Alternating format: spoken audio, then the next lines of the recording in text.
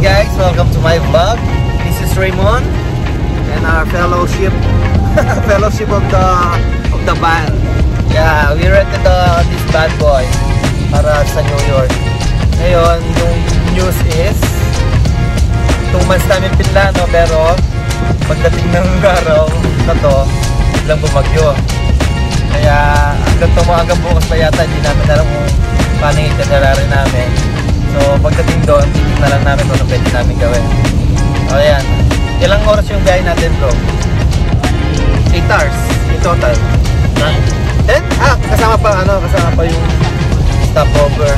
Tsaka hindi kami pwedeng sobrang bilis kasi malakas yung ulan, solid. Kaya naghati kami ng drive ni Raymond. Eh, naantok na siya. Ako yung unang nag-drive kanina, madaling araw kami umalis. Ay, hindi, gabi, mga 11:30 PM. So tara, tingnan natin, explorein natin yung New York. Sana maging okay ng weather. Let's go! Prepare for say mama, I made it.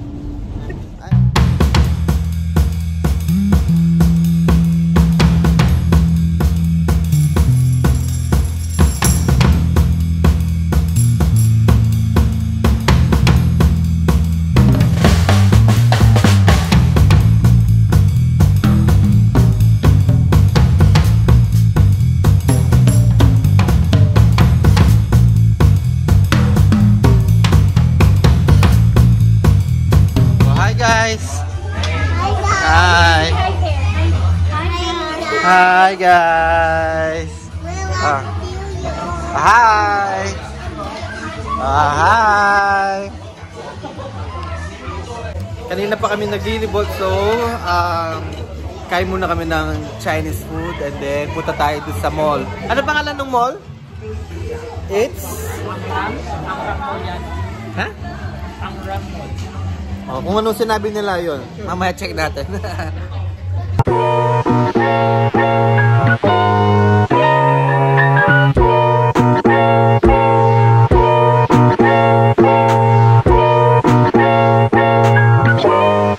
Okay, hi guys.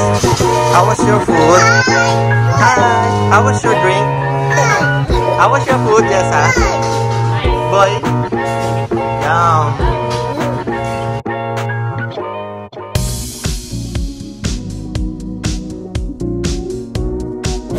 Let's eat satay.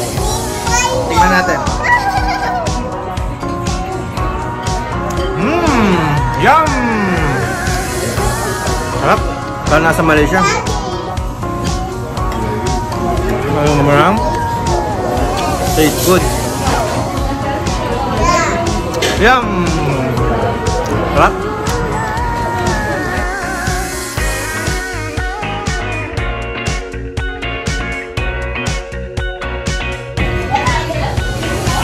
Yan, pangalawang balik ko na dito sa laksa ni wife.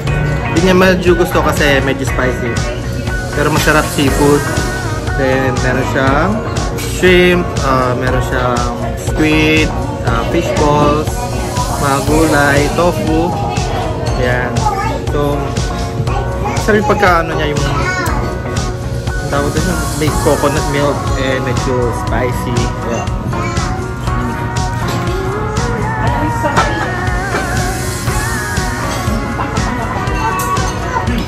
Sarap, legit na legit. Sarap siya. Tapos yung sabay mo na seafood yan. Saan ang pagkagataan niya?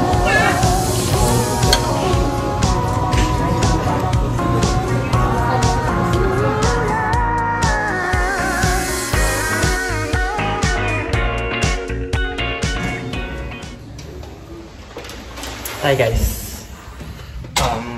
Our hotel is quite special. It's not like what we used to book. Tingnan nyo, para siyang nasa loob ka ng battleship. Pasok ka doon. Tapos yung room namin medyo may feeling na may pagka dahil luma na, no? Pero may pagka claustrophobic siya dating. Tapos parang mamamahay ka. Tapos ma-feel mo yung luma na talaga. Marami na tumira. Tapos, parang ma-feel mo yung history. Tapos, basta iba yung pakiramdam.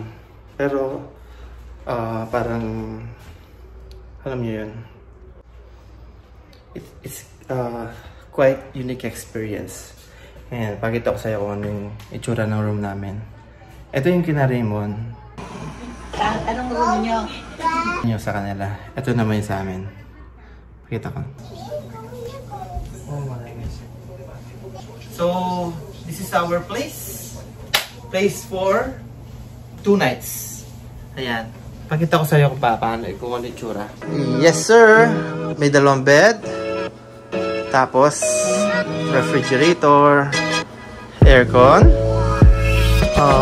Yan, mga kitchen stuff. Yan, and TV. Tsaka yung CR. Later, mapakita ko sa inyo kung yung CR. It's not that fancy, but pwede na, di ba? Nasa Manhattan ka pa. Kaya maganda yung location. Tsaka ito nakuha namin, mura lang. Kaya okay na siya.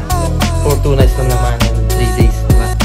And, ay maramdaman mo na, alam mo yan, lahat ng mga tumira na dito sa or nag-stay na sa building na to. Iba, namatay na or ano.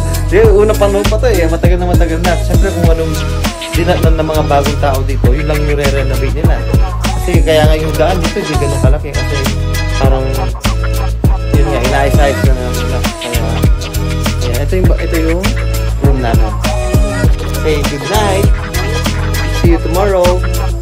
Tapos na day 1. Kaya, yun. Puro food trip lang. Hindi kami makagalaw kasi nga, maulan. Pangit yung weather talaga. Malakas yung ulan, windy, it's rainy. Kaya panira na lakad talaga yung ulan. Sana tomorrow makisama yung weather and ayun, makapamasyal kami talagang mag-enjoy lang kami. So, ayun. See you tomorrow. Oh, I forgot the CR. Yan. Yan, maliit lang. Toilet. Tapos merong shower. Ayan, yan yung CR namin. And syempre, huwag mong kakalimutan yung secret weapon mo. Kasi dito, sa States, walang bidet. Ay, may mga hotel dito, walang bidet. Kaya, kailangan magbaon ko nito. Oh, tara na. Good night na.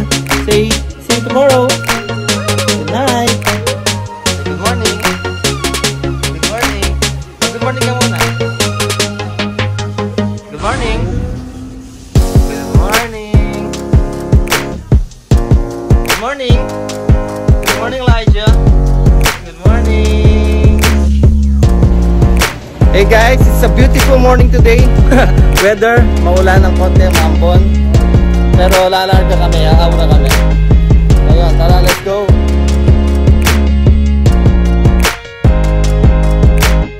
Par, sabi na Pag-asa, cancel daw yung ano ngayon. Cancel yung klase. Nag-cutting classes kami, dito kami sa San Fernando ngayon. Papunta kami ng palengke. Dito tayo sa may subway ngayon. Problema dito sa subway, walang lift, walang elevator. So yung mga stroller namin like this wagon, kailangan naming buhatin sa hagdanan. Kaya yan, magbubuhat muna kami. Tapos papakita ko sa inyo kung yung tsura ng sa loob ng train nila. Okay, let's go.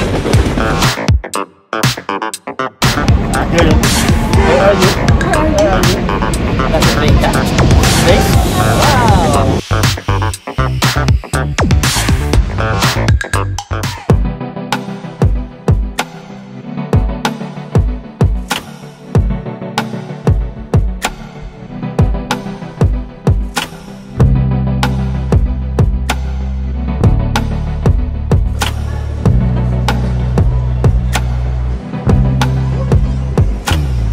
Ayan, paglabas namin ng train, ito yung bumungad, oh.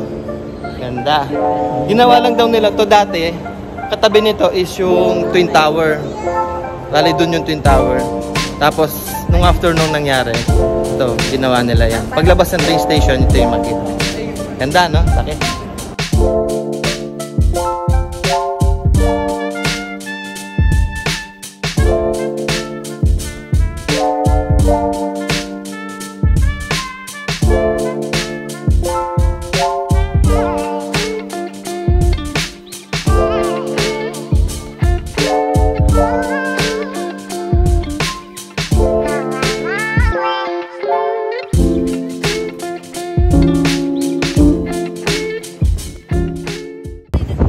Ayan.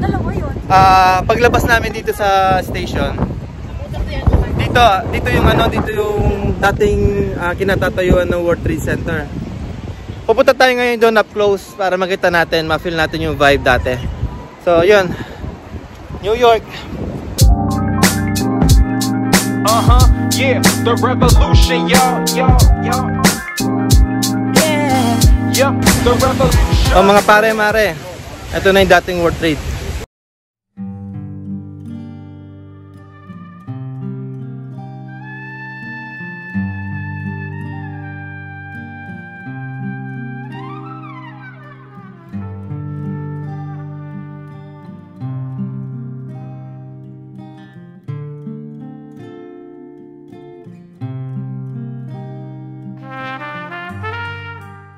Ayan, tapos na natin pinuntahan yung World Trade Center. Punta na tayo sa sa may Roro na tayo, no? Sa may Liberty. Next stop na natin Liberty. Sasakay tayo ng mali na bangka. Let's go, say let's go. Let's go. Ay, gana, nag-vitamins. Let's go, parang no?